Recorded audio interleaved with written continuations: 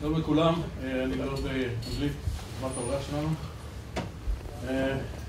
Good afternoon, thanks for coming.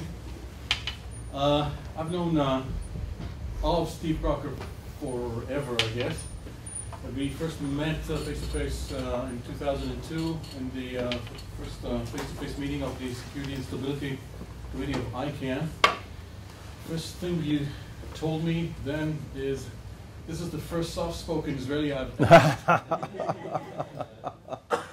Yes, I did. Steve was there when it all started. Not only did he actually write RFC1, for those of you who know what an RFC is, I'm presuming that everyone does, he actually coined the term RFC for standard reference document. And think about it, instead of saying this is the standard, you ought to work to abide by it, it says request for comments. I think this speaks volumes about Steve personally and about the entire group at that time and day that actually created what every one of us is using today. There's a beaten up cliche that says that a failure is an orphan, but success has many fathers. So with this enormous game-changing success that the internet is, it has a really enormous amount of fathers. But Steve here is the real thing. Steve was instrumental in building a lot of the infrastructure that is part of what the internet is today, from the first protocols to Internet Society, to ITF, to ICANN that Steve currently chairs. He was awarded the IEEE Internet Award, and he is in the Internet Hall of Fame. And so it's really a privilege and a pleasure to present Dr. Steve Crocker. Thank you. I stopped when you did. I was about to get up and stop you before you went on too long. Keep going. Yeah. It's a real pleasure to be here. This is probably my preferred setting, informal and nice, intimate group. I'm going to use the privilege that's accorded me here to do a little trip down memory lane and talk about some of the things at the beginning.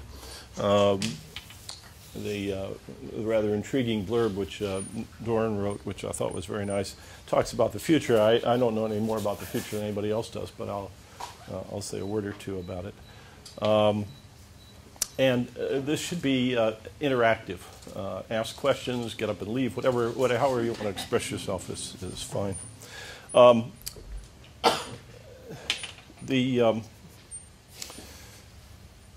I had not planned to just put up any pictures, but here's whiteboards. It's enticing here. Although I've never seen this particular. This is cute. This is cute. This is nice. So I'll take you back to the very beginnings.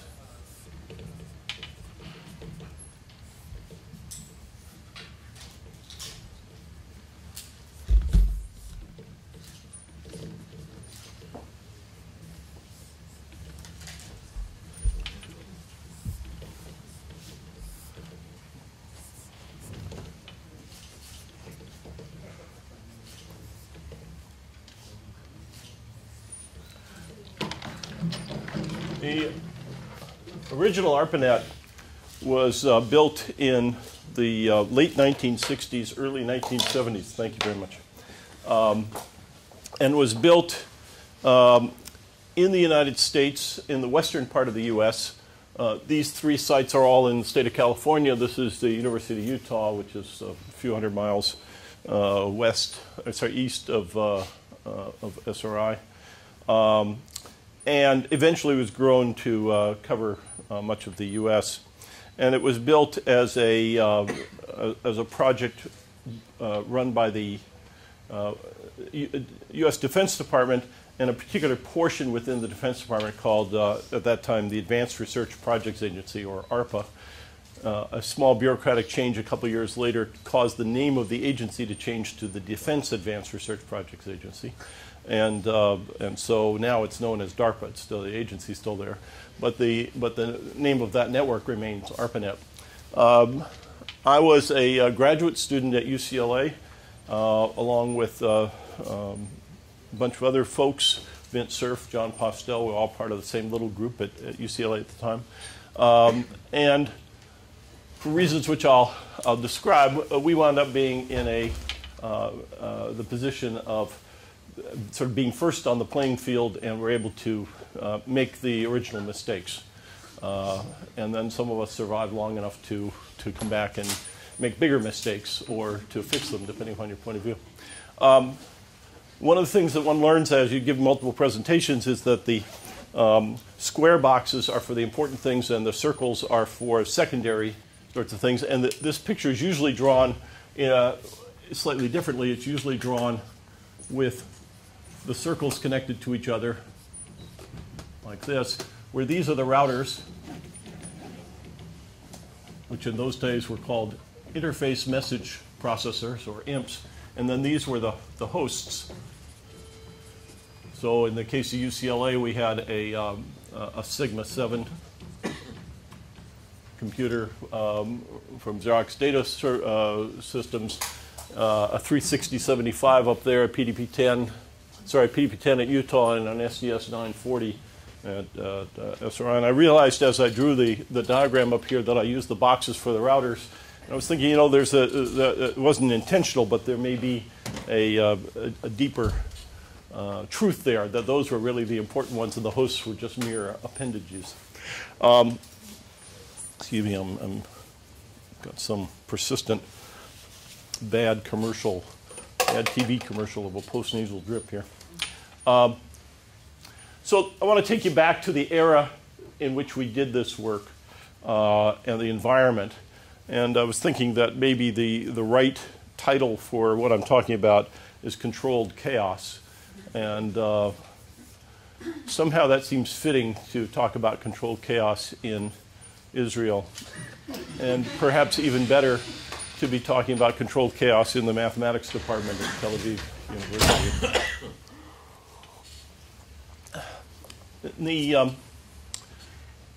In the early and mid-1960s, wow, I'm conscious of being either the oldest or one of the oldest people in this room, and I'm talking about an age that was probably before most of you were born, many of you, and certainly when I was younger than everybody in this room is now.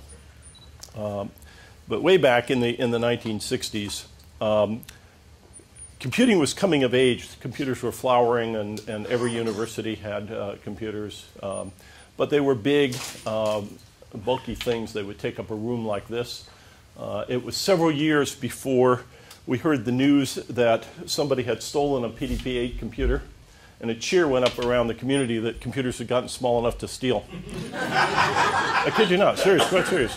But in those days, computers were massive, and they were just becoming small enough so that you could fit something else in the room, or you didn't need a special room. But they were a long way from being personal computers, a long way from being portable. And they were expensive. And so a university would have a small number of them. I was an undergraduate at UCLA, and I was fascinated with computers even in high school. And I, in a kind of natural way, kept track of every computer on campus.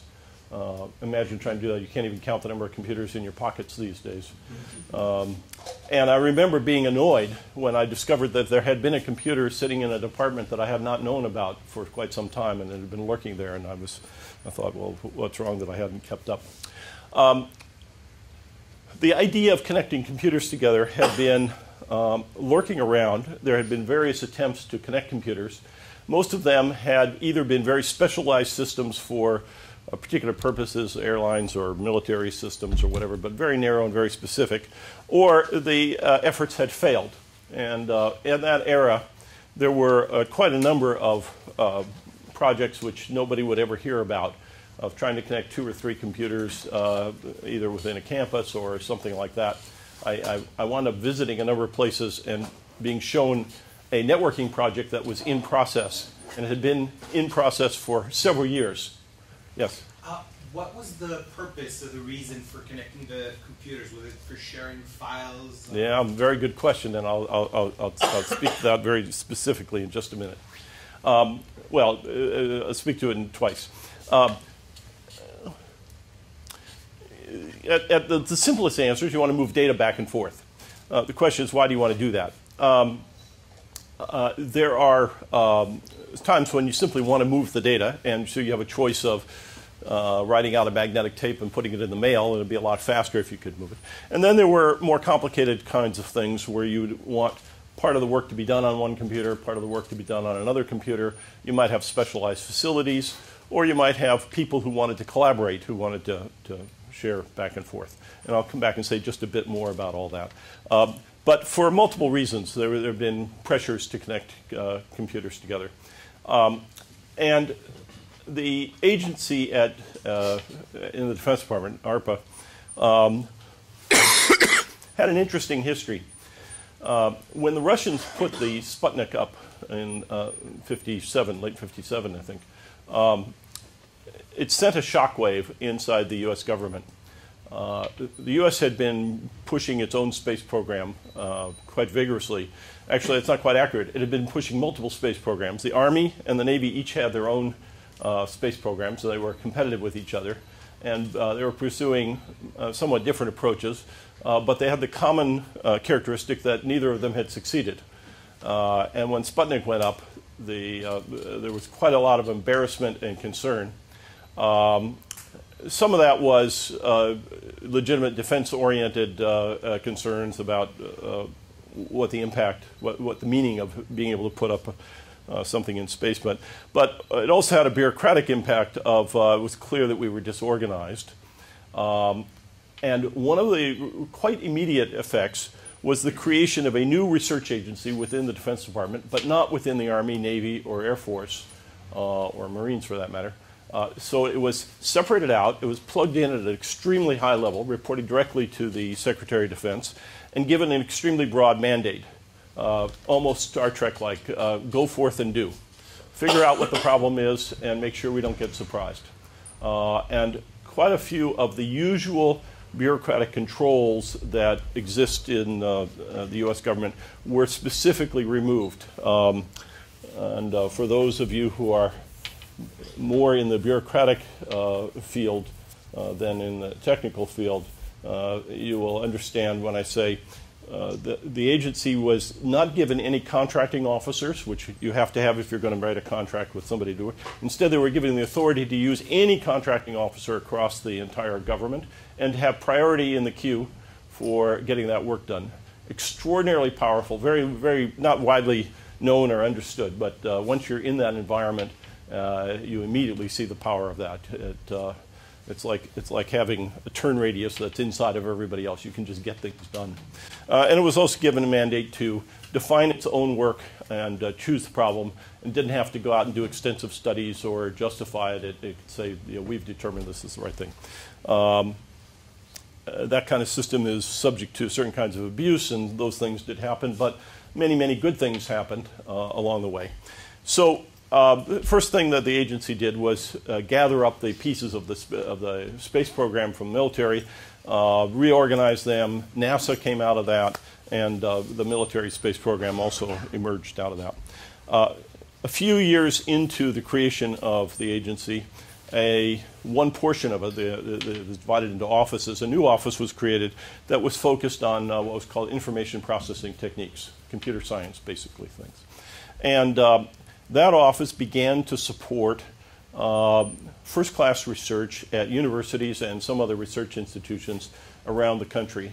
Not broadly everywhere, not trying to spread the wealth across the entire education spectrum, but focused on how to get really advances. Factor of 10, not 10% was one of the slogans.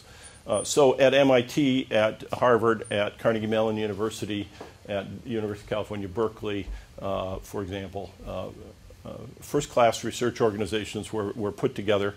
And the topics were a full range of the then current topics in computer science, advanced graphics, how to have multiple computers work together on a problem, supercomputer architecture, essentially, but the term wasn't in use, advanced programming languages, and artificial intelligence. Quite a lot of work in in artificial intelligence, which is what attracted me to get involved with the agency in the first place. That work proceeded from the founding of that office in the early 60s, 62, 63, and continued. And it was also evident to the key people in that environment that one of the challenging problems would be how to connect computers together. There were some failed efforts. By happenstance, one of the larger failed efforts was at UCLA in the 1965-66 timeframe, and as an undergraduate, I was a junior member of that project. At that time, UCLA had managed to get 3 large mainframe computers, IBM 7094s, which were flagship computers. If you had a 7094, you were in the top tier of computing locations around the country. And we had 3. And they were at war with each other. One was in the medical center, one was in the business school area, and one was in the central campus. They had 3 different administrations, 3 different technical approaches, and even on the simplest things, they couldn't cooperate on anything. And somebody had the bright idea of connecting them all together. Technically, there were some interesting challenges there. Politically, it fell apart, and I won't drag you through the details of it, but it was instructive in a way. Nonetheless, the idea of connecting computers together was persisted, and not just at UCLA, but all around the country. And the agency decided to take a more forceful approach and build a broad-scale network that had the following characteristics. It would connect different kinds of computers together, so they wouldn't all necessarily be the same. And it would choose as its locations the research locations that were already being supported. So this meant that there was no choice. Money's coming from Big Daddy, so they had to accept it. It also meant that there was a certain robustness that if one site didn't participate or was weak, there were enough other sites so that the project would gather some steam. And that's what they did. And now here's the interesting and a couple of interesting and delicate points. One of the questions that gets asked and more often answered without being asked, the network was built for the following reason. And I have listened carefully to a number of people, many of whom were directly involved, were principals in the decision processes during that period of time. And you can parse what they say in different ways, but to me it breaks down into 4 things, or what other people say about it. One was to help people work together across different laboratories, collaborative research. Another is to make best use of computing facilities that are in different places. So that could be anything from just having big service centers to using a data computer in one place and a graphics computer in another place and being able to use those kinds of things.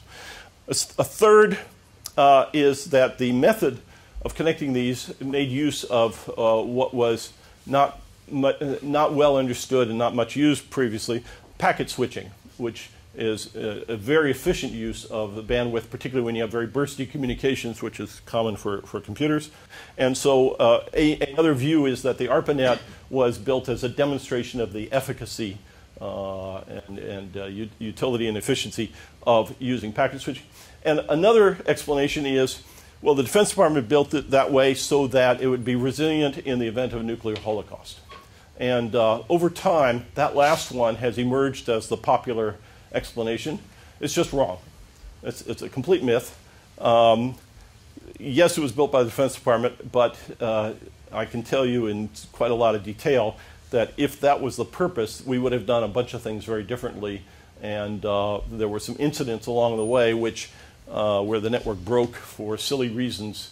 And if we had been trying to build it to survive nuclear holocaust, people would have lost their jobs very quickly for those incidents. And instead, it was just a small detail. We go and fix it. And one of these factors about success having many fathers is that all these explanations are supportable. That is, the network succeeded for all the other reasons. It did help people collaborate. It did help use computers in a cooperative way, and it did quite strongly demonstrate the efficacy of packet switching. And so you can find plenty of data to support whatever view you like. And it was serendipitously a project that the justification for it got easier and easier over time rather than harder and harder. So in the 1967-68 timeframe, there were formal plans developed to build this network. And then in mid-68, a formal request for proposals was tendered by by ARPA at the time, asking for companies who would bid on building the network, except that building the network was limited to the design of these routers.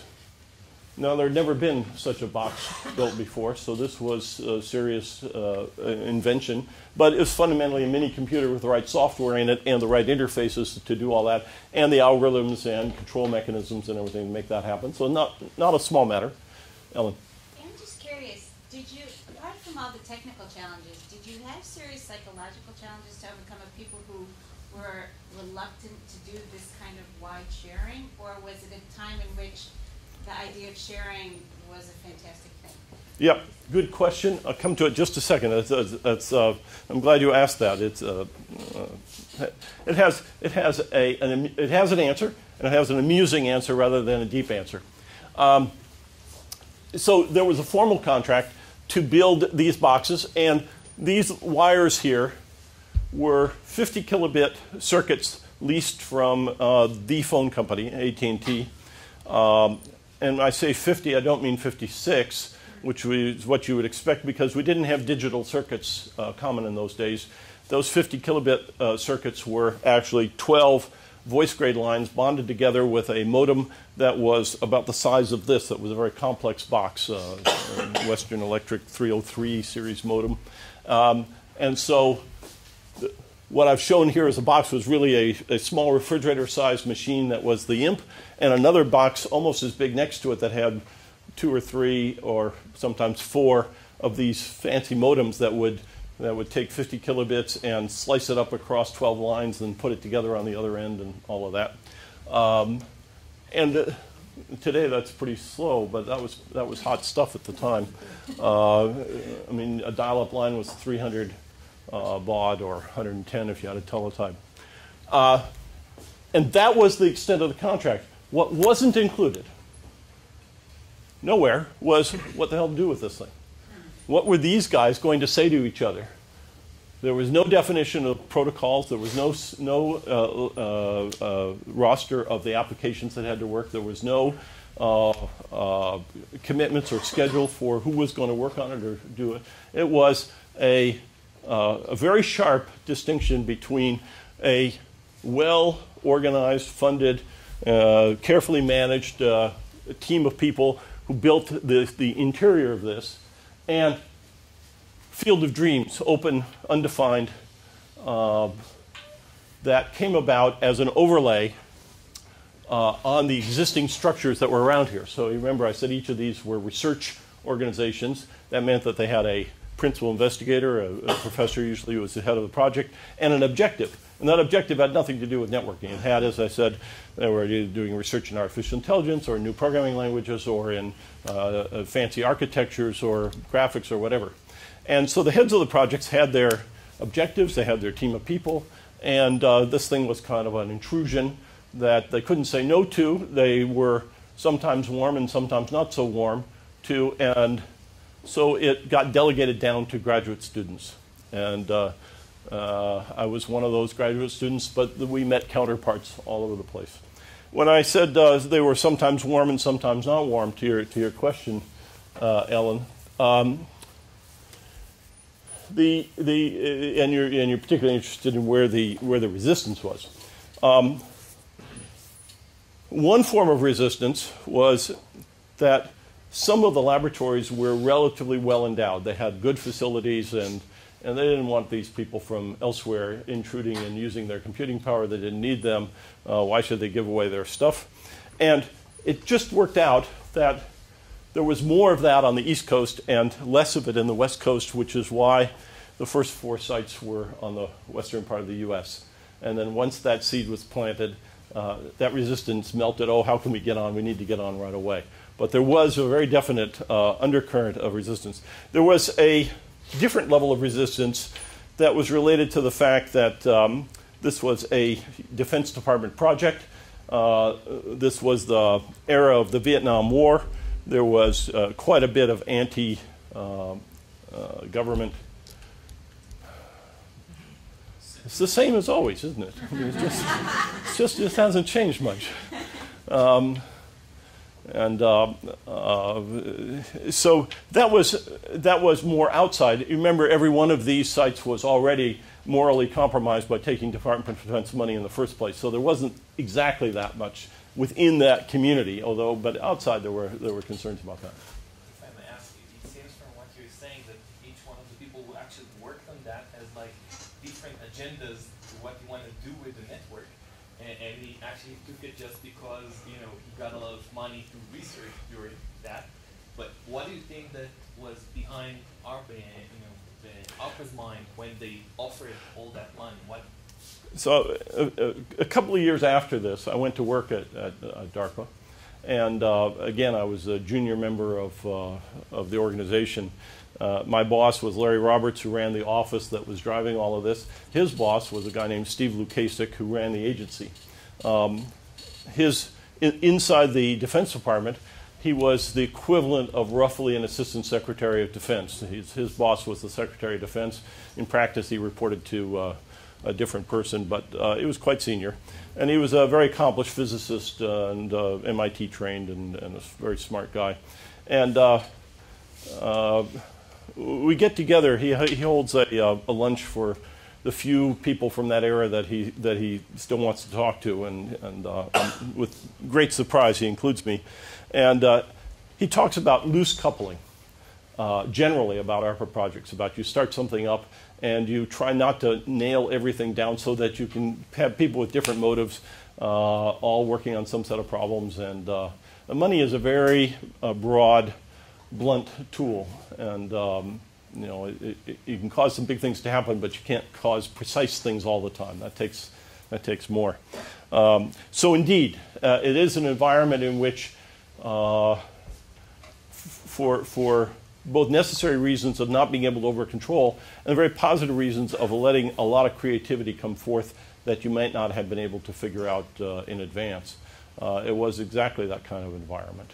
And so there were people who worked on networking and other projects for their own objectives, and hopefully they weren't 100% contrary to what the broad objective was, but there were many interesting things came out of that, a lot of serendipity, exactly.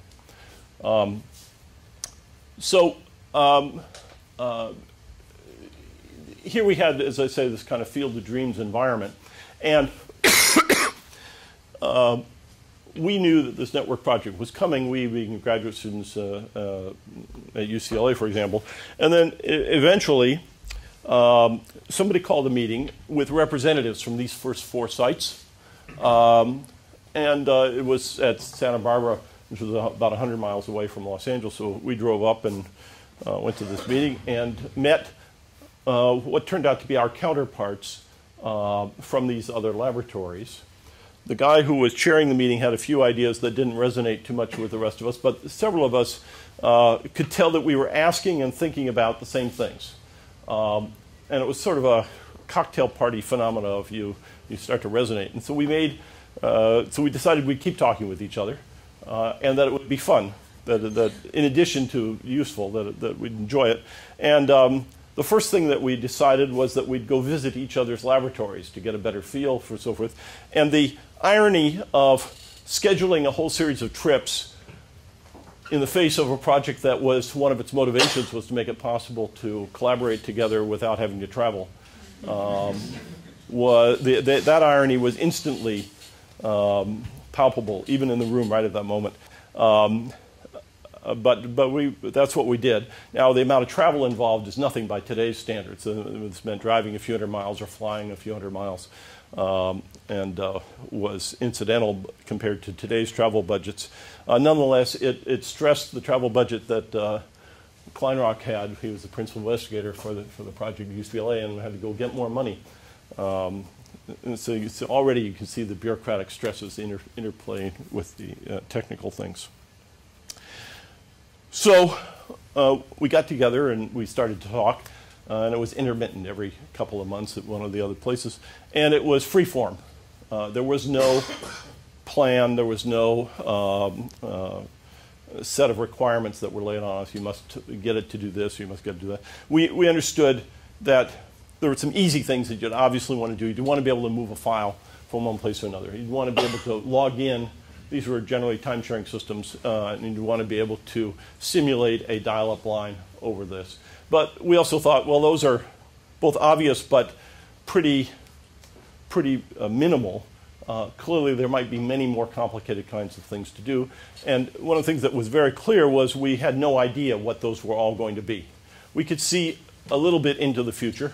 We couldn't see everything, and the fact that we couldn't see everything was something that we knew very well. So we batted around a bunch of ideas. One of the more interesting ideas, this is the 1968, early 1969 time frame, was the idea that these super fast lines, 50 kilobits, were really not all that fast compared to the speeds of things inside these computers.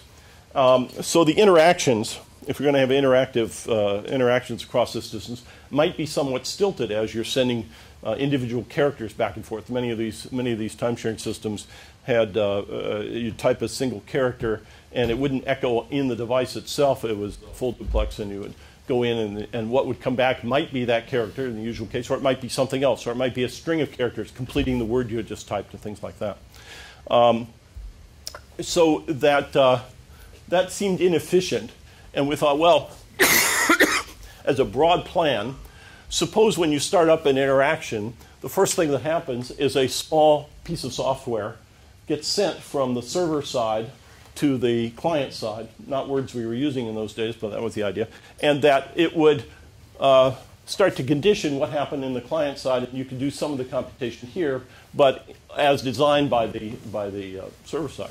So the idea of downloading a little piece of software that would facilitate, mediate that interaction was one of the handful of ideas that was immediately on the table. And this was because our backgrounds were in programming languages, in operating systems, and the technology of the day.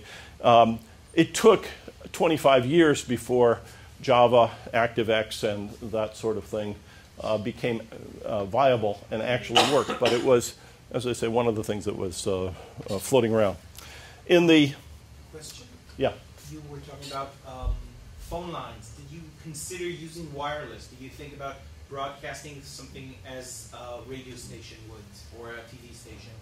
Way, way, way beyond the technology of the day. So the answer is no. I'm just thinking back. To use radio would have meant to us at the time something like microwave, a focused circuit kind of thing, as opposed to a broadcast.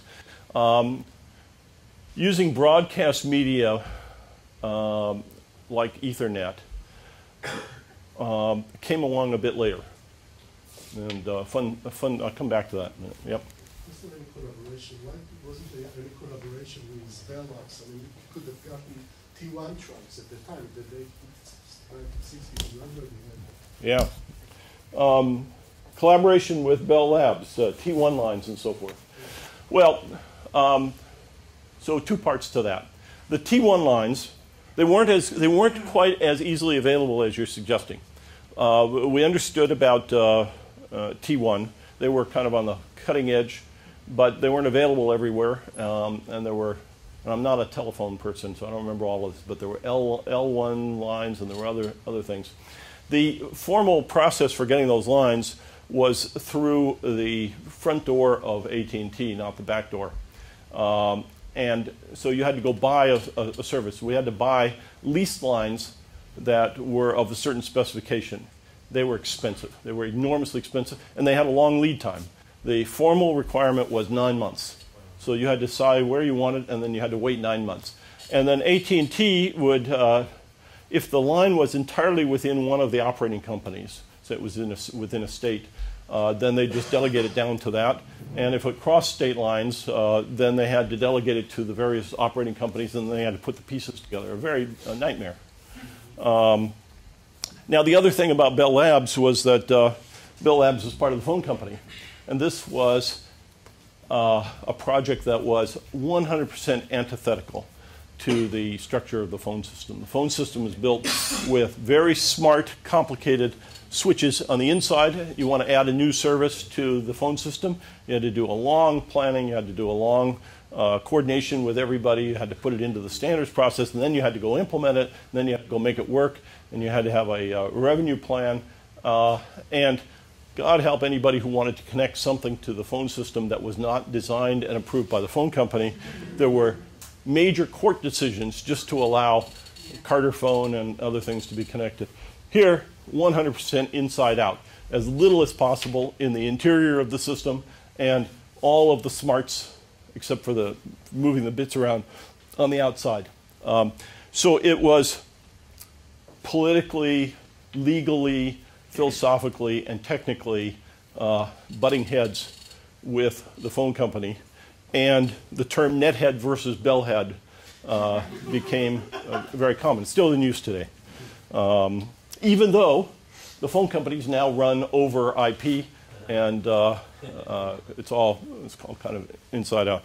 That evolution is not over yet, but that was there was some interaction with the Bell Labs. Bell Labs people were smart. We knew about them and talked to them, but it took them. I was going to say it took them a long time, but I don't think. I think in fact they just never made it. The Bell Labs stopped existing before that transformation was complete in a way. A good friend of mine, David Eisenberg, wrote a very powerful memo inside of Bell Labs explaining about how the network ought to be done. Normally, an effort like that gets ignored. In his case, it was not ignored. His bosses read it, understood it, and fired him. It's an interesting piece of history there. So I'll come back to the narrative in the late 60s. So in 1960, the beginning of 1969 is when Bolt, Brannick, and Newman started their work. They'd been awarded the contract, and they began work on effectively January 1, 1969. And the first stamp, which was at UCLA, was delivered in September 1st that year. And the others were delivered one a month after that. Sorry. And so by the end of 1969, we had this much of the network built. It wasn't working in the sense that the software for things to talk to each other was still in chaos, but the imps were talking to each other, and so all of that was working nicely. Around March of 69, this informal group of graduate students that was working together, we met and came to the realization that we had been talking about a set of ideas for a while. It was time to begin writing them down. There wasn't any, we didn't have any formal deliveries, there wasn't any reporting mechanism or anything, but we're all part of the same academic community and research community, and so it's sort of a normal obligation. So we sat around the table and said, all right, you've been talking about that, you write that up, you write that up, you write that up, and so forth. And I took an assignment. And then casually said, I'll take care of the clerical task of organizing these notes, which I thought was a 5-minute task. A couple of weeks passed, and every time I started to write down what my thoughts were about organizing these notes, I came to a sharp halt. And I was very tensed up about it. And I had to go think about why I was, what was stalling me. And I realized that the act of writing these notes down might be seen as an assertion of authority. And we were just kids. And nobody had told us, that we were in charge, who empowered us. Were you in your 20s, all of you? Yeah. Yeah, we were. So I was born in 44, and so this was, I was 24 and a half at that time, say. And Vint Cerf was an old guy. He's about a year and a half older. And our counterparts were, we were all graduate students, roughly. So I was staying with friends in Los Angeles, and I was getting more and more wrought up about this, and I found myself having to get up and work at 3 a.m. in the morning and not wake anybody else up in the house. And the setting was in a bathroom, standing up, scribbling at a sink, deciding I really need to get over this hassle about how these things are going to be organized. So the first thing that came to mind was these notes would have no status whatsoever, that these would not be formal statements, they would not be formal designs, they would not be requirements, they would just be thoughts. Just write down whatever you want. They could be incomplete. You could write questions without answers, you could write a design without an implementation, you could write fragmentary notes and so forth. And that the only thing that we wanted to do to have any kind of order out of this, to keep track of them, was put your name, put your institution, put a date, put a title, and put a number on it. And I said, I'll hand out the numbers. And the only rule that came to mind was, you write the note first, I'll give you the number right away. Don't go and ask me for a number and then don't write the note. Doesn't want to have a lot of holes in the series. And at the end of that thought process, I had this quirky notion. I said, and to emphasize the non-status of these things, as a matter of form, we'll just call every single one of them, no matter what it is, a request for comments. And I thought, this is kind of a cute device. This is spring of '69. By the fall of '69, we'll have a network, and there'll be some formal documentation and a manual of some sort. And this will just be a few months, and we'll have these notes there, and that will be the end of it. And I drew RFC1 was the technical note that I had agreed to write, and RFC3 was my attempt at writing down these very simple rules. If you read it, you'll see there's just a few paragraphs to cover what I said. And when RFC100 was issued, it was an index of the previous RFCs. And when RFC1000 was written, there was some history, and I got to write a little introduction to all of this. And I felt like this Sorcerer's Apprentice. This was, can't turn this thing off. And so that's the origin of it all. And today, that little group of people that started out around a single table grew very naturally as the network grew, and eventually we had meetings of 20 people, 50 people showed up. We had to divide up into two subgroups to do things in parallel. Things were getting really out of control. That network working group, as we called it, has morphed over the years into today's Internet Engineering Task Force. 100-odd working groups in parallel. 3 times a year they meet physically. Most of the work done over the network. A couple thousand people, somewhere between, depending upon location and circumstance, between 1,000 and 2,000 people show up at these meetings. And 100+ working groups active, even though all of the main protocols that we use every day have been designed and working. So what are these people working on? Interesting extensions and modifications and so forth still underway. The RFCs have continued but have morphed. We didn't have a network. We didn't have email. We didn't have anything when we started this. So we distributed these by U.S. mail, by postal. And in fact, some of the RFCs, many of the RFCs, were simply lists of people to distribute RFCs to. So every time we added somebody, we sent out a new RFC saying this person's now been added to the list. Whenever you have a new RFC and you've created it, send it to all of these people. Every once in a while, somebody does a count of who's written how many RFCs, and I come up very high on the list, but I come up relatively high on the list because I wrote an awful lot of those address memos in the early days, which is kind of cheating. I wrote a few technical ones, but not nearly as prolific as many others. So that was the beginnings. The RFCs today are much more formal. We've passed 1984 a long time ago. Orwell's treatise on how language gets inverted always rings in my mind. These no longer are requests for comments in the common sense of those words. We use internet drafts, we use email, and by the time an RFC gets published, no more comments are desired or accepted. It's the way it is. And many times there's been a discussion about whether to phase out that term, and it's rooted too deeply, and they say, oh no, we're going to keep the word. So requests for comments aren't. And here we are a couple of generations later. What else can I tell you about those early days? Yeah. Since you talked about that it was a military from the beginning, wasn't you concerned about sharing data, or that the enemy will interface into the network, or Security. right? Yeah. Wasn't there any concern? Yeah. So that's a very interesting question. First of all, this network was built in an unclassified open research environment. There were no military secrets or military use of the network as we were building it. Now, it was certainly possible, and later it would happen, that the technology was used to build separate networks for military use.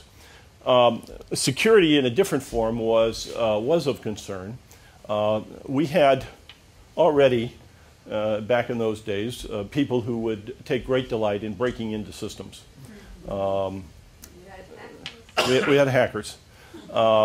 They were typically children, no matter what their age was. But they were typically children who were like stealing a car for joyriding as opposed to using it for a bank robbery. We had on our time-sharing systems passwords. We knew who the users were on these different systems. And we did not build in much in the way of security that would scale up to the way the network was working. It was a mistake, a very big mistake. There were a couple of reasons for it. One was we were steered away, frankly, from trying to do too much. And the NSA, the same NSA that is prominent in the news today, owned all of the research in cryptography and did not like people doing any research in that area outside. The public key in cryptography had not yet been invented. The RSA and Diffie-Hellman and so forth were in the future.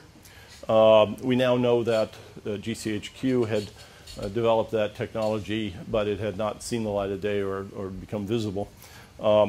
So there was symmetric key encryption, which is a big problem if you're trying to do network-oriented things. When somebody broke into a time-shared system, we usually knew who it was, and we could go slap their wrists or take some action or whatever. Things are quite different if it's a 14-year-old halfway around the world on a Sunday morning who's decided that he's got a brilliant idea, and if he can break into not just one computer but many, many around the world. That scale factor, I don't think, was dominant in our thinking, and I frankly wish it had been. We weren't terribly concerned about surveillance. We were much more interested in things working right and your data not being tampered with, I guess. And there was not a lot of examples of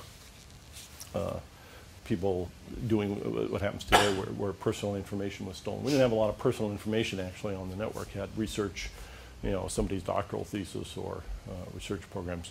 But over time it became more and more important as it has now. So good, yeah. Was there a running fear that the Russians were doing this too? Did that drive you on the same way the space program and Sputnik did?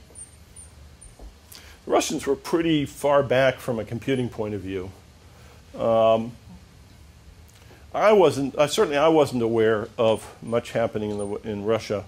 Also, of course, the Cold War was in high gear, and it was a little hard to know what. I mean, today you can actually go, but there wasn't that much interaction. I don't know what the intelligence agencies knew at the time or what they were looking at, but there wasn't a lot of information about. Your driving factor. No.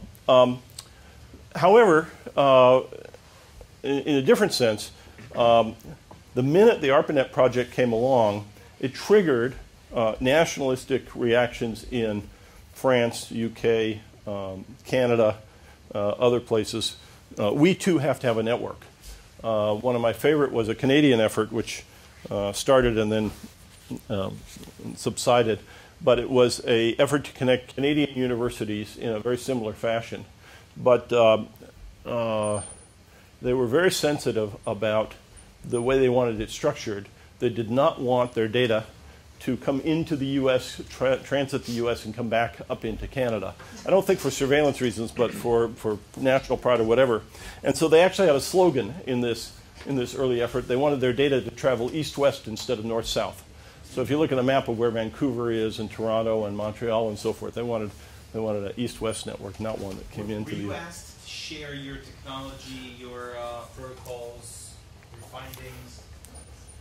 We didn't have to be asked. We were more than happy to do that. We were aggressively open about what we did. We published it. One of the key things about the approach, which was never discussed, it's just instinctive. These RFCs, for example, were distributed free of charge and were open to anybody. We just thought that was the right thing and the natural thing to do. And it turned out to be one of the extraordinarily powerful effects. So it's but part. It wasn't ideology, or was it? Well, it wasn't a direct negative response to people who wanted things closed. But it was ideology. I mean, we just felt that was the right thing to do. We're doing research. We're going to make it possible for the rest of the world. There wasn't any sense of competition. Now we were in the fortunate position that we were all being paid. We didn't have to fight with each other pretty much for funding. Our careers didn't depend upon whether we published and the next guy didn't. Yep.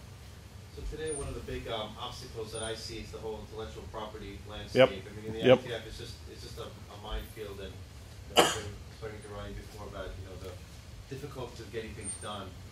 What was the patent land? I know who owned all the intellectual property was owned by the Defense Department, Department of Defense. Software patents hadn't become a big deal then. So there really wasn't much in the way of property rights that was at issue. I'll tell you the biggest hurdle excuse me, that we dealt with was of a different nature. It was the publication review process inside some of the institutions. So we had instances where somebody said, not at a university, but one of the research places, I can't write one of these documents without going through my formal publication review process. That'll take weeks, and so forth. And so I remember saying, okay, we'll fix that. These are not publications. They're memos, they're whatever, but they just sort of slide under the radar, and we just get these out. So we did not try to turn these into first-class, referenceable. We just wanted to get on with things, and anybody could. Oh, thank you very much. Very helpful. Yeah, the whole IPR business is noxious, and I find myself on both sides of it, but it's very unpleasant. Yep. Another question is unrelated. How did this interact with the project that was going on in Hawaii with all the islands connecting the islands? Thank you. Yep. So I got into this networking business. I'm going to take a long excursion here, share another personal story, and then I'll come back to the Hawaii thing. I got into this business as a distraction. I was really much more interested in artificial intelligence and in other kinds of advanced research. I'd had a very strong background in operating systems and sort of the technology of the day. And when this project came along, I thought, well, this will be useful, not very deep. We'll knock it off, we'll get it going, and then I'll go back to my research agenda. And I used to sneer, I was in my 20s, remember, that this only had socially redeeming features. Had no real intellectual depth. So I was wrong about that.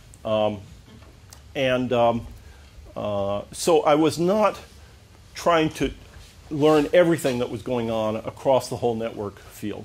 And so the Hawaii thing percolated for a while. But before I get there, this environment here is very special to me in the following sense. In the early days, I found myself having to go out and give talks and explain and talk about networking stuff. One of the things that happened while I was working on the network is that I was introduced on a blind date to a woman who became my wife. And she was in Boston, I was in Los Angeles, but I was traveling around a lot. And so it became feasible to actually develop a bit of a relationship. And so we dated in different places, Los Angeles, Boston, many other places. And I was invited to give a talk at Syracuse University. And I said, well, that's nearby. Why don't you come on up and we'll make a weekend of it and you can listen to this thing and so forth. Her father was a extremely well-known and successful professor of medicine. So she grew up in an academic community, and she grew up in the Boston medical community, which views itself as the center of medicine around the world, and the academic portion is the center of all of that. And she had young doctors at her feet all over the place who were enthralled with her father and even with her. And she comes to Syracuse, and I gave a talk to a group not even as big as this in the math department. And I sketched out diagrams like this, and she sat there and listened, and she came back to her parents and described this networking stuff, and they said, what? She was trying to explain how good all this was going to be in early 1971. What's he do? What's computer science? He's not a doctor?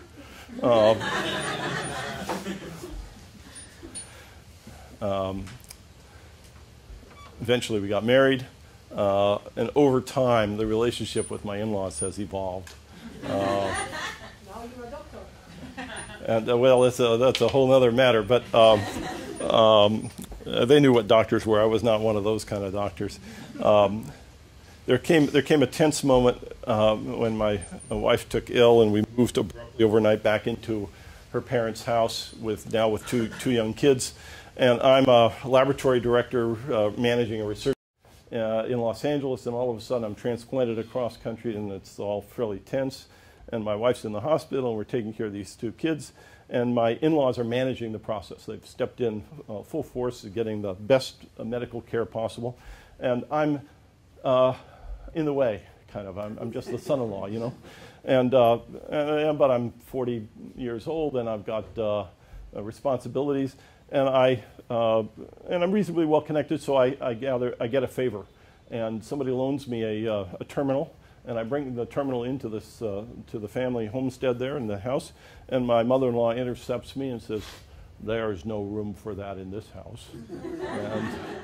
And you know, it was reasonable. She was it was a state of high tension. So I turned tail and I took it out to the car, and I made other arrangements and so forth. How big was it? Well, it was hefty. It was I think it was a teletype, but it was not small. Yeah, it could have been a shoebox, and it probably would have had the same reaction. But I mean, you know, there are four of us now added to their house, and they had raised their two kids in it, but they hadn't raised 3 generations of families in it. And so it's some years later, my mother-in-law is managing a business that she's created for my father-in-law after he retired, a publication of periodical for doctors. And she turns out to be a very sharp, keen businesswoman. And we loaned her, we got her a laptop. and she took enormous delight in stealing the Wi-Fi signals from her neighbor's house. Our relationship has improved considerably. And now she's housebound. She's quite older. She's 98. 2 of her grandchildren got married. She couldn't attend. But the kids arranged to have Skype video in progress during the wedding ceremonies, and she's running commentary on what the guests are wearing and how it's all going and everything. So it was a big improvement. Back to Hawaii. In 71, I left UCLA again as a distraction in a way. I had not yet completed my PhD work, but I'd gotten a chance to go to work at DARPA, and still ARPA at that moment. And I wanted to go because it would give me a front row seat on the best research and direct access. And I thought it was an important part of my education. They wanted me because I'd been active in the networking stuff. So it's one of those usual marriage situations where the motivations are not all aligned. And because I was focused on AI and related things and not paying attention to all the networking stuff, I had not paid attention to what was going on in Hawaii. But one day, one of the principal investigators, Norm Abramson, came to the office, and I was chatting with him, and he was explaining about this Aloha net, in which they were using 2 radio channels, one outbound from the central computer and one inbound from all of the terminals. And the outbound channel would have packets that were labeled with which terminal it was for. Everybody would hear. So this goes back to the broadcast question. So they were using radio. And only the terminal for whom it was intended would actually print the what was there. There wasn't any security issue. Everybody could see if they wanted to listen to it. And on the inbound side, the terminal would transmit any time it wanted to. And that raised immediately the possibility that 2 terminals would transmit at the same time on the same radio frequency, and they would interfere with each other and cause noise, chaos, and it wouldn't be understood. And the solution was astonishingly simple. The main computer would acknowledge if it heard, and if it didn't acknowledge, then it didn't hear, and these guys would transmit again. And there was a piece of mathematics that said that if the total amount of traffic that was being offered was no more than 1 over 2e of the capacity of the channel, then it would eventually converge and subside. If you raise the total amount of traffic that was being offered above that, then the repetitions would cascade and this thing would go. So you just wanted to keep the total amount of traffic down at a modest level. I was astonished. It was outside of the set of concepts that I would normally think about how to design a system. My native instincts are much more puzzle-oriented, getting all the pieces to fit exactly. I did a lot of math when I was younger, but much more in that sort of thing as opposed to statistics. And in fact, one of the protocols that we designed and that I tried to push very hard was the following idea.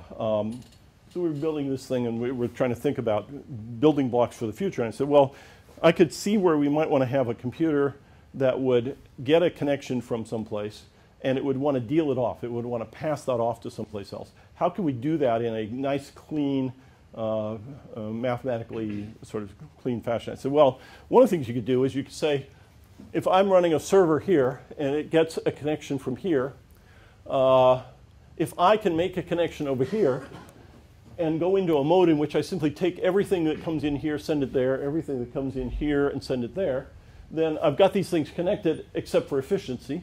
And so from a security and access control and all that, there aren't any open issues. I only need to use the fact that I'm connected to both of them to introduce these guys to each other.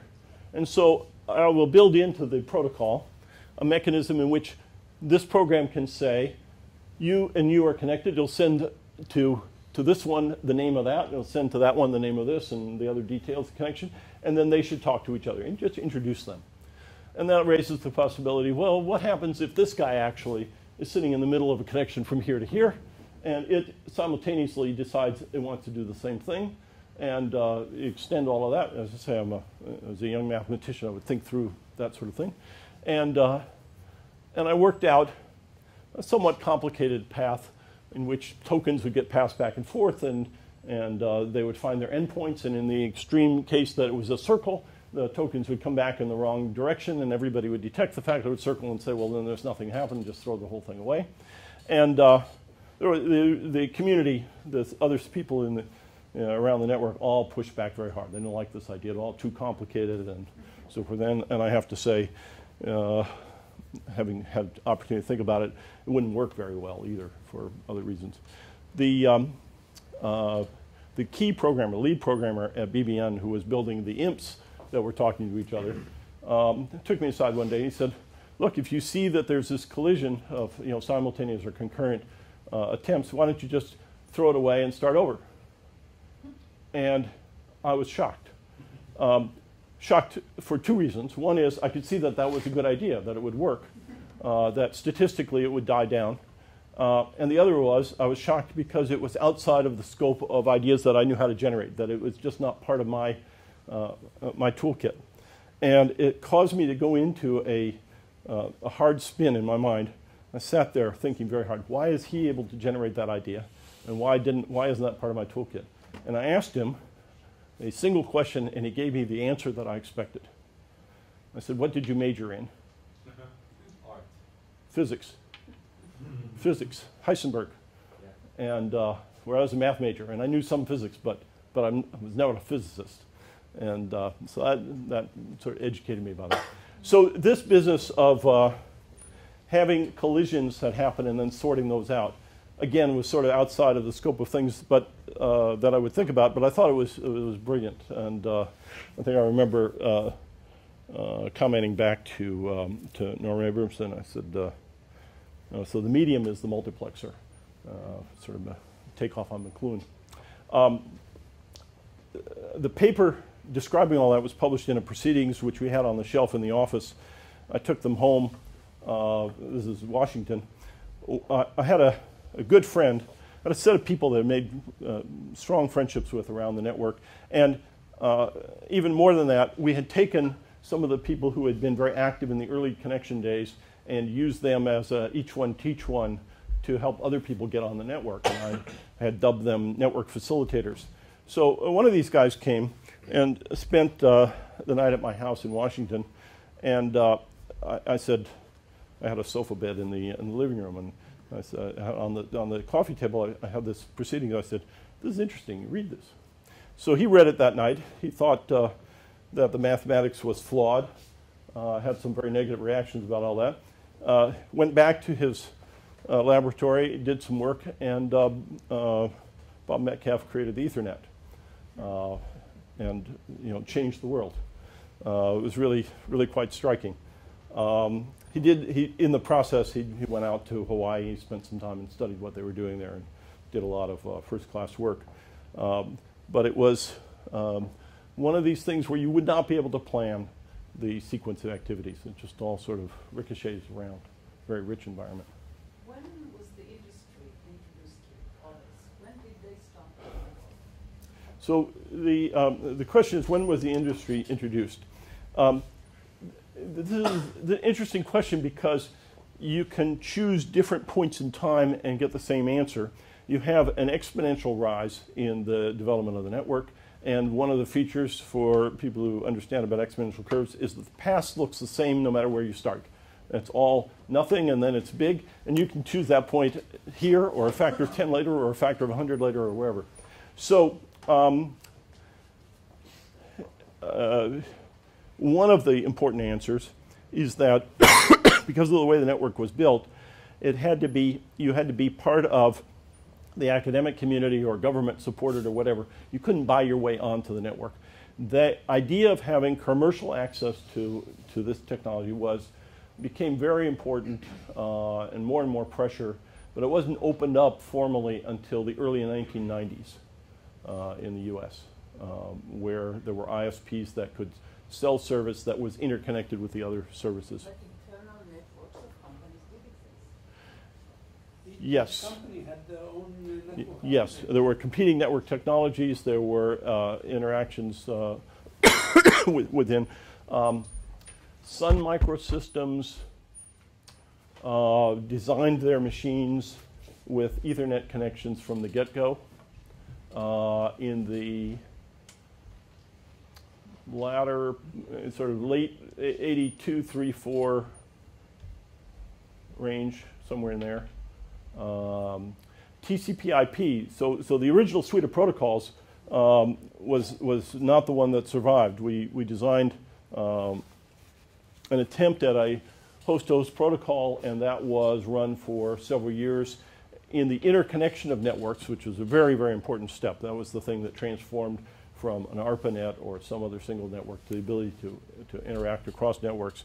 That work took place over several years in the latter part of the 70s, and it was into the 80s before the internet per se was a reality.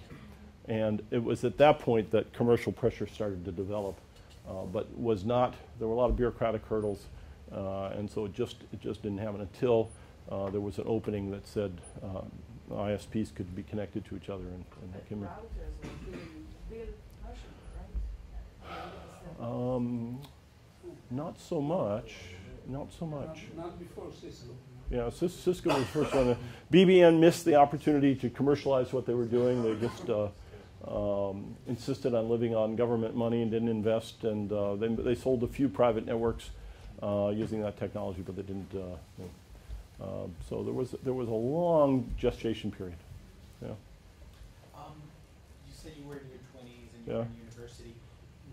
Were there pranks? Was there any non-scientific usage to those the network that you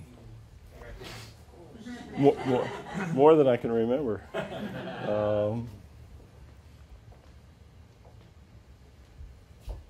There were. I'm trying to think of network-oriented ones. The prank I liked most is not network-oriented at all, but I'll share it nonetheless. Go back much further. I was in high school, and I was introduced to computers, and I started hanging around UCLA, and I was given permission to use a computer in the engineering building. But I wasn't given any keys to the building or anything, but it was okay. It was a Bendix G15, a drum computer. You can look it up in the history books. It was and my good friend Vince Cerf and I were hanging out in high school and playing with various math puzzles, and I had gotten interested in equations that you couldn't solve directly, and so I thought, oh, we'll use graphing techniques or whatever. We got this computer, maybe we can explore the space of these things, and wrote a silly program that would explore all that. And we made a trip on a Saturday morning over from San Fernando Valley in Los Angeles over to UCLA, and we were going to spend the day working on the computer. This is what adolescent boys do in the other half of the time when we're not chasing girls, right? And the door was locked. We couldn't get in the building. And this is one of these institutional push bar, things like you have around here. And Vint looks up, and on the second floor is a casement window. It's one of these things with a crank, and it opens up, and the window was open. And I'm thinking, we're not really going to do this. Next thing I know, he's on my shoulders, and he goes through the window, comes around, and pushes open the door. We tape the door so that we can get in and out during the day. There's nobody around, and the cafeteria is open, so we want to get lunch at some point. And we go to work. We spend the day on the computer. We clean up, cleaning. 11 years later, the Watergate burglars are discovered because they've taped the door to the Watergate building. They have a lookout across the street. This is serious stuff. They've got a lookout across the street in what was then a Howard Johnson's hotel. But the guy who discovered it was a plainclothes police officer instead of a uniform, and so the lookout didn't react to it. And the Watergate burglars were discovered, and in the end, Nixon had to resign, compressing a certain amount of stuff. That was 11 years after this high school prank. The shiver that went down my spine was incredible. I was, at that time, carrying a top-secret clearance and working for the Defense Department. To ask, I guess not a political question, but we're sitting at Tel Aviv University, Yeah. and you look at the landscape in Israel. There's a lot of high tech in Israel, and I wouldn't say a lot of it comes from the academia. There are all these, what do they call them, chamamot? Startups, Incubators. incubators, yeah. Incubators. There's the chief scientist. But I mean, I think the most natural place for the innovation is, you're sitting in a university, you have the resources you have. What is your, again, no, I'm not assuming anybody here works for the government, or, but what is the formula? What's that? Don't assume anything. I did not assume. But what's the formula in terms of that relationship, in terms of funding, in terms of, is it giving that carte blanche, work on whatever you want? Is it giving more direction? Is it cutting the bureaucratic issues? How can a government help a university, come with more innovation? So the idea of work on anything is not exactly right, because that's leads to no focus. That means anybody who comes up and says, I want to work on something, gets money, and then you run out of money very rapidly, and you wind up doing dumb things like saying, well, I'll give everybody a little bit, and so you don't ever have enough money to do something serious. So there has to be some management, some focus, some set of directions, and that inevitably means you make some choices, and those choices involve supporting some stuff and saying no to many others. The question is how sharply focused that is, how narrow, what the time scale is, and so forth. Those are, it's not quite the same, but those are essentially comparable decisions that are made by venture capitalists on the one hand, and by government funding or nonprofit foundation funding or whatever. I don't have a magic formula for you. I can tell you that whatever answer is the right answer at a given time will not stay stable, because the field changes. The amount of money it takes to do something will become bigger. Other fields will develop. A lot of ideas become old and just get repetitive and so forth, and you want to tail those off. And people who are working on those actively over several years don't understand why all of a sudden they're no longer in favor. It's a very tricky process.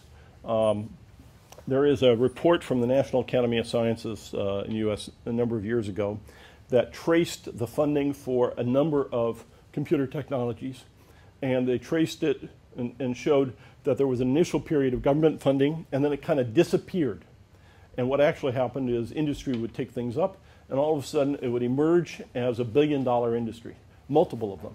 And because of the way the graphics worked out on this, with the way they used what symbolism for being submerged and so forth, it looked like a bunch of tire tracks, and so it became known as the tire tracks graphic. You can look it up almost under that. That happened to the internet also. When the government stopped funding it, then it boomed.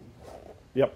Well, there's a question of which came first, the boom and the. But no, it was really then that industry was able to jump in. Yep. I can tell you, sitting on the DARPA side of things, I said I was interested in artificial intelligence, and I was interested because I thought this is where the real payoff is going to be. We're going to understand human intelligence. We're going to get smart things. I didn't anticipate it was going to play out exactly the way it has, but I thought it was nonetheless very important. And as a civil servant, I was required to justify the budget in this area every year. And there was a form, very stylized form that I had to fill out. And what have you done, and what have you done this year, and what are you going to do next year, and when are you going to finish the program, and so forth. And the typical cycle is a 5-year program. And I knew full well that this was a 50-year problem. And so that makes it very hard to justify. Why are you still spending? Why haven't you solved it yet? You've been doing it for how many years? And meanwhile, you're working on life's great challenges, and you're trying to justify to the green eye shade guys in the budget departments up and down the line. Difficult. So I'm sorry I don't have a really solid answer to that question. Yep. Was there any specific point in time when you understood that this is no longer your toy and this became real infrastructure? We actually understood that right from the beginning. When did we understand this wasn't our toy and that it was going to be infrastructure? That's a very good question, it's related to, but it's a bit different from the question I'm usually asked of back then, how much of what today has happened could we see? Did we understand? Could we predict? And so forth. And I usually give a humorous answer. Everything's proceeding exactly on schedule. The more serious answer is that because this work was taking place in the research community, in the laboratories, we had remarkably good access to a number of things that would become commercially viable, but were a long way from it. This site here at SRI was where the mouse was invented. That group, that principal investigator was the guy. We had hypertext and graphics and so forth, much like you have today, 1968. We could see it all, we could use it. But it wasn't in your pocket and it wasn't commercially viable and so forth. What I didn't see, I could see the time when you simply would not want to have a computer that wasn't connected. That would be the norm. I didn't have full appreciation at that time about Moore's law and about exactly where the miniaturization was going. Computers, as I said, were too big to steal, much less carry around easily. I could see that every business, every university, every government department would be connected. I did not have in mind that my parents would have computers, or my children for that matter. I didn't see Google and Facebook coming. I'm glad I didn't see Facebook coming. But we did see a lot of what we have today. We saw speech recognition. We were doing advanced research in speech understanding even. We could see things like Siri, which is only a step along the way. There's much more to come like that. Two questions that are connected. First of all, to go back to the beginning, you said that the internet was not invented in order to work when a nuclear bomb will fall, which actually means that I'll have to tell my students that I was wrong. I'm sorry? But you knew that you're going to do a lot of good things. You knew part of the things that is like what the network is supposed to do. Yep. But the how can be done in a lot of different ways. Yep. So what guided you when you had to define the how that you're going to run the network? Well, I can't take responsibility for some of the big decisions, but there was a deep understanding of the burstiness of computer communications right from the beginning. So if you've got a wire that's expensive and you're going to create a circuit, that circuit is going to be empty almost all the time. So that's a very big driver in terms of economics. So anything you can do so the idea of using packet switching to share that wire is intriguing, and then you do the simulations, you do the arithmetic, do the math, and you figure out what is it going to cost you in delay while you wait for somebody else's traffic that's stacked up in front of you, the queuing delays and so forth, and where's the balance between loading up that circuit to be efficient use of the circuit versus being so overloaded that traffic never gets through. And so that's a whole area of queuing theory and network analysis. But once you ask the first questions in that, the answers become, I think, pretty obvious. And so that lays out that's one of the answers. So that becomes one of the big building blocks. The idea of having open protocols, open architectures, it just seemed completely obvious that we did not want to build this like a product that was sealed and that you deliver it, that there was too many good ideas that were going to come in that we couldn't see. And so the idea of layering the protocols and making them very thin and accessible, and in fact, not just so you could build on top of them, but so you could throw out ones if you want and go around it and under and so forth, and others, that they were there to be used if you wanted them, but they weren't required, most of them. Just seemed to me a kind of obvious idea, because it came from, we're not in charge, we're not competitive. We're here to make it possible for others to do other things. Was ARPA happy with that approach? I think they would have taken us to task if we had done anything else. They were ecstatic about that. They were very, very happy. yeah, very positive. I'm just wondering, how do you see the evolving of the internet in the future from your point of view? Obviously, the past, and now do you see the present? I'm wondering about your opinion regarding the future. So the blurb that you had to read to find your way here said I was going to talk about the future and the Internet of Things, and I was thinking I managed to use up more than an hour and a half, and I'm almost out of here without having to talk about the future. You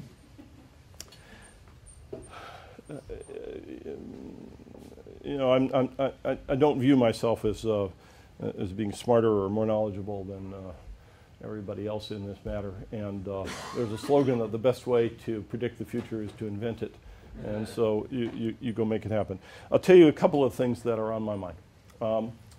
The idea that everything's going to be connected is still the case, and the everything is not only people, but now we have this so-called Internet of Things. Everything will have an IP address, every light bulb, every socket, and so forth. And we're going to have tons and tons of data, and it will all be metadata because only the metadata counts, right? And it will be pretty interesting. It will make it possible to control things and communicate, coordinate things, and it will also inevitably change our sense about how much of our lives are known and visible to others.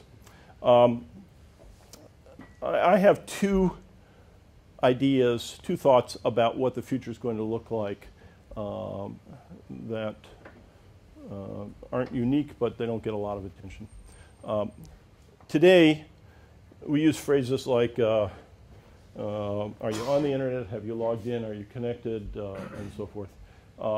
We don't use the same, we don't talk about electricity the same way. The idea that some people are on the grid and some people aren't, or that you have to be wary of, where when you are. I think that the internet in the future will go below the surface. It'll stop existing as an explicit thing. It'll be a part of the accepted part of the infrastructure, and that, of course, you're on the internet, but you don't think about it. That you'll think about it, things at a different layer. Exactly how that will happen and how it'll play out, I don't know. But it'll be, I would predict that trying to explain the internet of today to our children, or their children perhaps, will be what will cause them to look at you funny and say, what? It's there, So that's one thing. I think as I said, it'll be part of the woodwork, if you will, part of the infrastructure, and not an explicit piece. Now, the people behind the scenes will spend a lot of time and have whole industries about it, but I don't know. The question of what are you going to do about accounts and paying and so forth, I think it'll all just be sort of built into something else in some fashion. The other thing is, I continue to believe that the speech understanding and the ability to have oral communication will have a dramatic effect, much more than anybody's seen so far. We're partway there, and it's a long, long road, and there's probably still a long road to go. But imagine the changes that take place when a keyboard is not your primary medium, when anything we say is understood, and understood well with very high understanding, not just sort of you got to speak carefully or you got to stay within a certain vocabulary, but just natural, and it's hidden away. So and then you can say, Siri, I need a reservation somewhere, and it just happens. But you don't have to go pressing buttons, and it's not a separate device, and you don't have to go fiddle with it and so forth. Couple that with language translation, which is also moving along. And all of a sudden, suppose you're having an interaction across language boundaries, and the translation is taking place in real time and at a level that you can trust, and life changes a lot. So those are two predictions. So here's a bit of a touchy subject. In Israel, we're used to the fact that all our conversations are listened to, right? There's this company called Bezik that forced you to buy this particular phone, and for 30 years, everybody had this phone that was literally just like a listening device in your house. and I'm not even going down the political ramifications, but I know that the U.S. is a lot more, they value their freedom. Unfortunately, the rest of the world doesn't as much. Right. How do you see, in the aftermath of everything that's going on with the NSA, the impact on, again, I'm from the communications field, the impact specifically on the internet as a medium of communication? What impacts do you see happening, going down the line? Because it seems, again, from this side of the ocean, it seems like it's made a big stir. I don't know. I'm not in the U.S. I don't know more than that. If I could add a small thing to that question, will the future be less privacy, more open, more stuff that we share from our own free choice, like we do on the social networks? Let me take that part first. Will the future be more openness, less privacy than we have today, or than we thought we had today? and that's where the gap is, really. I don't think that we'll have less privacy than we have today, but we will have, but we will know how much less privacy we have than we thought we had, I think.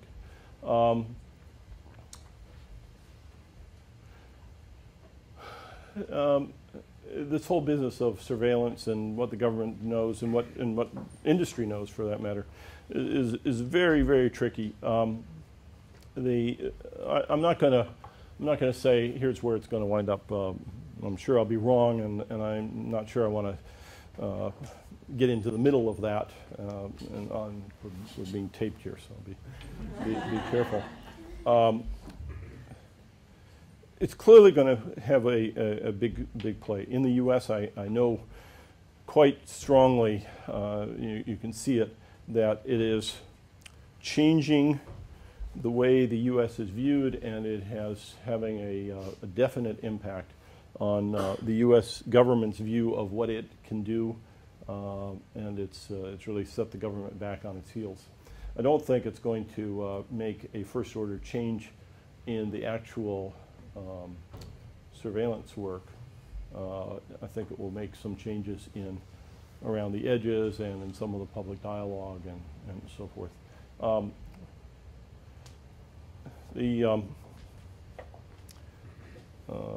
The other thing that's quite evident is that these are very big, very real issues, no question about it.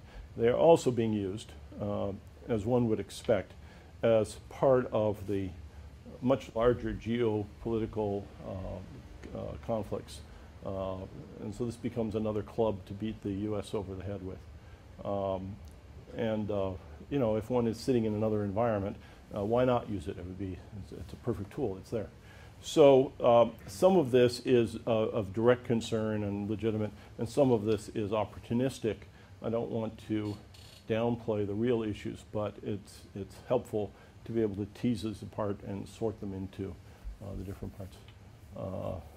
And after that, I'm as much of a spectator as anybody is. You spoke a lot about the request for comments and open protocols and also ideas that, any idea that comes can be potentially good, but eventually in order to run the network, you had to choose. So if I take you back then, can you tell us more about how eventually you...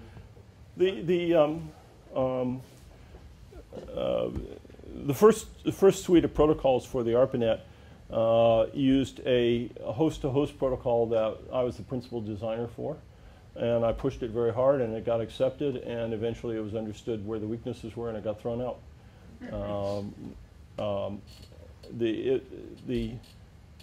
There were two things that came in at the same time. One was the IP layer protocol for connecting networks of networks, and the other was the transmission control protocol, TCP, which was the direct replacement of what became known as the network control protocol, which provided ordered sequence of bytes across the network. There are, I think, two mechanisms that deal with your question. One is in the initial selection of things, competing ideas come to the table. Trial and error and vigorous interactions. The slogan in the ITF is rough consensus and running code. And so you try to make the decisions after you get some experience instead of before. Very big. very different from a lot of the standards organizations that go into a room, make up a theoretical design, and then have to go figure out. And in that process of going into a room and making up a theoretical design, the same tensions take place. Well, we want to do it this way, and we want to do it this way. And very often the answer is, oh, you get to do it either way. We'll put all those options in. It makes a mess. So I like the IETF's process of let's do some experiments. Let's get this sorted out. The other thing that happens is that eventually either technology changes or new ideas come in, and old protocols get replaced. Very expensive, takes a while, but there is a replacement process, evolution, sometimes backward compatible, sometimes not. And the rate of that progress is slow. It's not lightning speed overnight the way the internet is reputed to things. Some things operate at, quote, internet speed, and some things operate at glacial speed within all of this. Do you appreciate how many of the projects failed from DARPA in those years? How many failed? Yes. Very, very good question. DARPA prides itself on being a high-risk agency. As I said, the slogan is a factor of 10, not 10%. Supposed to take big risks. If you try to document the failures, human nature.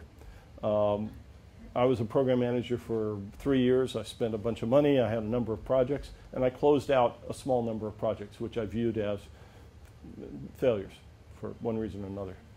In one case, I took a project that we were spending maybe $500,000 a year, and I got it transferred over to the Air Force, and they spent $40,000, and I wrote up the successful transfer of the technology. Very, very hard. It's one that just by human nature and bureaucratic necessity, one recoils against documenting the failures. That's a straight answer. There are failures, plenty of failures, but you have to, it's not so easy to get them to bring them to the surface and get everybody to agree. There'll be a different story associated, well, we did this, or it went off in this direction, or it became a different problem, or something like that. So it's very tricky to get a objective, crisp, agreed upon answer to that question. How many other projects that you worked with during the same time failed? Let's say networking, not other fields. Well, I had direct responsibility for a research portfolio, and I had chosen not to do networking. I wanted to do these other things. I closed down. We had 5 big competing efforts or parallel efforts in speech understanding on a 5-year program with a midpoint review. And after that midpoint review, two of the 5 proceeded without any problem. The next 2 were joined together at the hip in a somewhat awkward way, but allowed them, and the 5th one was closed out. So there's a statistic. In computer security, there was a project that I thought was not going anywhere, and I closed it out, and the professor was very angry and tried to make a big deal about it and went over my head, which was fine, and the project was closed down anyway. There was a project at another university that was a successor to what had previously been a very successful research group, and the original people left, but the group was still going, and we continued to put money in, and the ideas were not all that solid, and eventually I closed out that project. And again, the people were very happy. There were a couple other. There was an attempt to build a clone of a PDP-10 at Stanford as a university project, very dicey, very enthusiastic, and they went at it, but it got out of control. I had to close that down. Handfuls, and I can tell you each one of those is a big deal. People are very unhappy, and it's you do your business. You have to make these decisions. It's like firing somebody. In some cases, people lost their jobs. But on the other way, something like 2.5 years, Kleiner stood here and said that one of the things that helped him to success was the foundation from the government. Yep. And getting money, but you cannot do special things if you don't try something that is not something that you see in front of your eyes. You should start something new, something different. So the tricky part is you want to do something that is going to make a big change, has high risk, and yet you see a way to manage it so that it's a rich enough project so even if one idea doesn't work, you still have room to do something else and you can get something out of it. That's a very tricky business, and it takes skill and luck and so forth. If you put all your eggs in one basket and it doesn't work, then you usually find yourself out in the cold, and it's lonely there.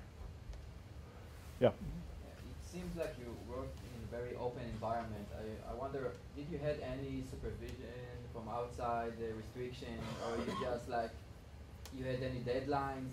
It seems like you have a lot of ideas, you just can throw them, or at some point someone tells you, no, you have to give me some results, you have to give me something like from the... We felt some pressure to get the protocols working, and we kept trying to do a good job, and that kept taking longer, and there was a bit of frustration coming from the ARPA office, but it was pretty lenient. There was less outside guidance than I would have expected in that area. It was, in retrospect, I was quite surprised, but it was a quite brilliant move in a way, in that it allowed us to sort through these things, get these ideas going, and it was taking the long view, and it paid off. But you had some you had to show results or something? Yeah, Who was yeah. your management? It seemed like you were your own management or something like that. In the early days, that's true, and as I say, and I can tell you that that was not the best way to manage me. I just wandered around and took all sorts of time. But there was pressure to deliver something. I mean, it wasn't just management wanting something done, but other people wanted to use what we were doing. And that provided, so never thought about it this way, but it was more like product management pressure rather than top-down delivery. But you had people out there who wanted to use this stuff, and like that. In the back. Do you think that still cutting-edge research in computer science is being done in the universities, or it is being done in corporations and companies? And I missed the very beginning of your question. Do you think that cutting-edge research... Cutting edge. Is cutting-edge research being done in the universities or in companies? Corporations like Google, for instance, in data mining. So I think the answer is a mix. There's certainly universities where there's cutting-edge research, but I think it is no longer primarily and solely universities. You have major laboratories, Google and other places, where massive amounts of resources are available. Very, very smart people congregate. Several years ago, I went to Google to talk to somebody, and I turn around and there's Ken Thompson and a bunch of other luminaries just working there, and they're getting coffee at the same time. And I thought, well, this is a pretty rich environment.